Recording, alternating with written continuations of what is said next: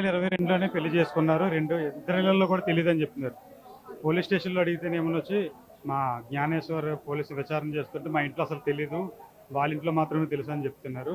కావాలనే నా మీద కొంచెం అనుమానంగా అడుగుతుంది, కొన్ని విషయాల్లోని అక్రమ సంబంధం ఉందని చెప్పి, అందుకే పేక నొలిపి చంపాల్సిన పరిస్థితి వచ్చిందని చెప్పి పోలీసుల ముందు ఆయన ఒప్పుకున్న పరిస్థితి. సో మీరేం చెప్తారు? వాళ్ళ ఇంట్లో తెలియకుండా అయితే ఉండదండి. వాళ్ళ ఇంట్లో తెలిస్తే ఇదంతా ఇంత డేర్గా ఉన్నాడు, స్టేషన్లో అయినా ఇంత డేర్గా చేశాడంటే వాళ్ళ ఇంట్లో తెలియకుండా అయితే ఏ విషయమో లేదు. వాళ్ళు తెలిసే చేస్తున్నారని నేను అంటున్నాను. తర్వాత ఏంటంటే నాకు జరిగినట్టు ఏ ఆడపిల్లకి కూడా జరగకూడదు. తర్వాత మీడియా అయితేనో ఆడికి కఠినమైన శిక్ష వేసేలా చేయాలి. మాకు సపోర్ట్గా మీడియా అయినా పోలీస్ డిపార్ట్మెంట్స్ అయినా అందరూ కూడా మాకు సపోర్ట్గా ఉండాలి. ఇదేదో అయిపోయింది కదా అని చెప్పేసి వదిలేకూడదు. వీడికైతే మాత్రం కఠినమైన శిక్ష వేయాలి. వాళ్ళ అమ్మ చెప్తున్నారు ఇంట్లో బంగారం డబ్బు కూడా వాడికి ఇచ్చాము అని చెప్పేసి, వేరేగా అవన్నీ దోచుకొని అమ్మాయిని మోసం చేశాడు ఇప్పుడు అని చెప్పి చెప్తున్నారు. మొత్తం గోల్డ్, తన దగ్గర ఉన్న గోల్డ్ కూడా మొత్తం అంతా తినకే పెట్టేసిందండి. ఈ అమ్మాయి మొత్తం జీవితం అంతా పోయింది. తర్వాత గోల్డ్ మొత్తం అన్నీ నమ్ముకొని, దాని దగ్గర ఉన్న డబ్బులు అయితేనో గోల్డ్ అయితేనో అంత గుడ్డుగా నమ్మి లాస్ట్ స్టేజ్లో కూడా తను తెలుసుకోలేకపోయింది. అమ్మాయికి అసలు ఎలా పరిచయం? అమ్మాయి బాగా చదువుకుందని చెప్పి మంచి ఉద్యోగం కూడా చేసింది. ఎలా పరిచయం అయింది అసలు వీళ్ళిద్దరికి? కాలేజ్లో వాళ్ళ ఫ్రెండ్ అండి. తిను ఎలా ఇష్టపడ్డారో మరేమో మాకు తెలియదు, కానీ సరే ఇష్టపడ్డారు. మాతో కూడా మాట్లాడాడు, నేను బాగా చూసుకుంటాను నువ్వు కేలోటు లాగుంటావు, చూసుకుంటాను, నేను పేరెంట్స్ నాది ఒప్పించుకుంటాను, మ్యారేజ్ చేసుకుంటాను అంటే సరే ఫోర్స్ చేసి మాతో చాలా ఇదిగానే అడిగితేనే మేము ఒప్పుకున్నాం. సరే ఇద్దరు ఇష్టపడుతున్నారు కదా, హ్యాపీగా ఉంటారు, లైఫ్ మంచిగా లీడ్ చేస్తారని చెప్పేసి అనుకుంటే లాస్ట్కి ఇలా చేశాడు. అంటే పోలీసు విచారణలో తెలిసింది ఏంటంటే వాళ్ళ ఇంట్లో తెలియదు, అతను ఒక ఉద్యోగం వస్తుంది తర్వాత పెళ్లి చేసుకుందాం అని చెప్పేసి అంటే రహస్యంగానే పెళ్లి చేసుకుందాం అని చెప్పారు కూడా. అసలు మీ ఇంట్లో ఎప్పుడు తెలిసింది?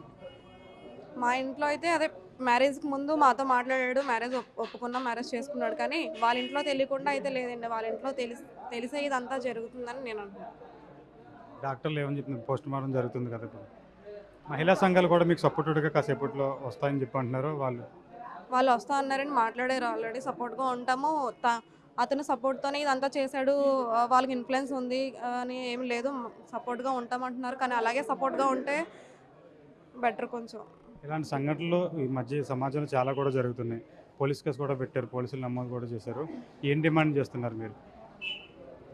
మేమైతే ఏమి డబ్బులు ఆస్తి మేమేమి అడగట్లేదు. కాకపోతే ఏంటంటే వాళ్ళ తల్లిదండ్రులు పిలిపించమని అడుగుతున్నాం. ఎందుకంటే నాకు ఇంత దారుణంగా చంపేశాడు కాబట్టి వాళ్ళ తల్లిదండ్రులను పిలిపించి కనీసం నా అక్కడిని చూడాలి కదా.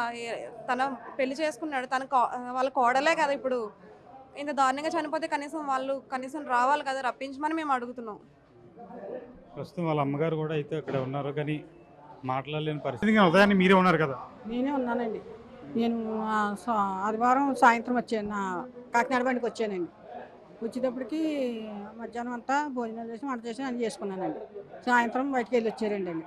సాయంకాలం చుట్టూ బయటికి వెళ్ళి వచ్చారు. బయటికి వెళ్ళి మళ్ళీ మళ్ళీ తినేసి మళ్ళీ కొంచెం ఉండి మళ్ళీ హాస్పిటల్కి అని వెళ్ళారండి. హాస్పిటల్కి వెళ్ళి వచ్చారు. వస్తే అమ్మమ్మ బాగానే ఉన్నది, బేబీ బాగానే ఉందన్నది, అన్నీ బాగానే ఉన్నాయన్నది. ఇప్పుడు జాయిన్ అయిపోమంది. అయితే గని ఇప్పుడు వద్దు, పొద్దుట వెళ్దాం అంటున్నాడు, పొద్దున్న జాయిన్ అవుదాం అన్నాడు.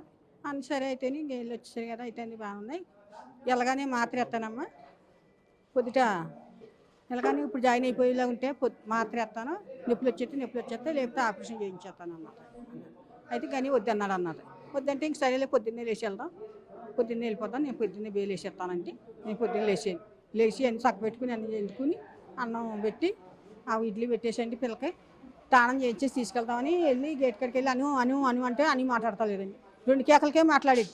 అలాంటిది అను అంటే 3 కేకలు వేసినా మాట్లాడకపోతే అక్కడ కూర్చున్నారు కావాలండి, అన్నీ అయిపోయినట్టున్నాయి. వచ్చారు, బాబు అన్ని మాట్లాడతాయి బాబాయ్ అంటే వచ్చి అను కాకేస్తే అంబులెన్స్ ఫోన్ చేసి ఫోన్ చేస్తలేదు, డాక్టర్ అమ్మకి ఫోన్ చేసి అంటే ఫోన్ చేస్తలేదు. లేదమ్మా అయిపోయిందమ్మా అంటున్నాడు.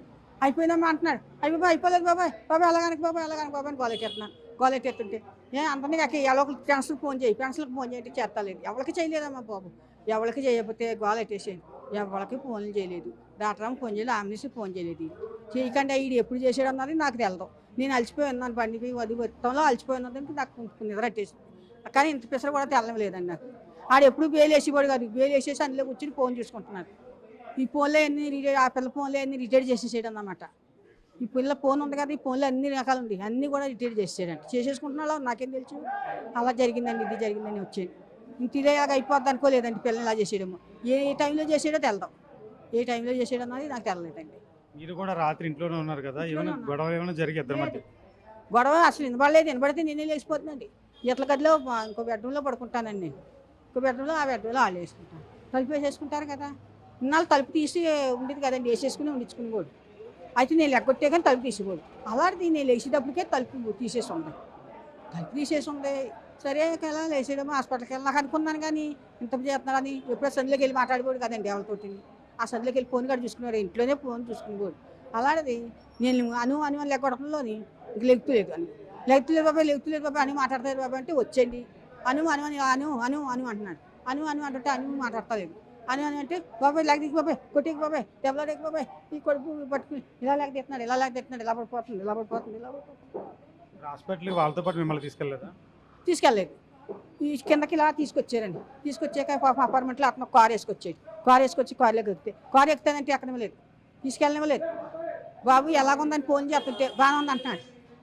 ఆడు కూడా ఇంకొకడు ఉన్నాడు, ఏం ఎలాగుంది బాబు అనేసాక ఎలాగుంది ఏంటంటే బాగుంది, తీసుకొచ్చేస్తాను కంగారు పడకండి అంటున్నాడు. ఇంకేమన్నా ఎక్కడ ఉన్నారు, ఇంకా హాస్పిటల్ తెలుసా, నాకు కాకినాడ అండి, నేను ఎప్పుడు రాలేదండి వైజాగ్, నాకు ఇంకేమి తెలలేదండి. ఇంకా 12 అయ్యేదాకా నాకు బాగుందని అంటున్నారండి. కానీ నా వాళ్ళు వచ్చి ఇక్కడికి ఫోన్ చేసేదాకా కూడా నాకేం తెలియదండి. నా వాళ్ళు వచ్చేప్పుడు మీకు ఏ హాస్పిటల్లో ఉన్నాం అనే విషయం ఇంకెక్కడ ఉంది అన్నారు. అప్పుడు దాకా నాకేం తెలియదండి. అప్పుడు దాకా ఉన్నదా అంటున్నాడండి ఆడు. బాబాయ్ అని అడిగాను, ఏరే ఉన్నదన్నావు కదా, ఏరే అంటే ఆడు అలా చెప్పమన్నాడు అన్నాడు. అమ్మో అంతే, అంతవరకే తెలిసాడు.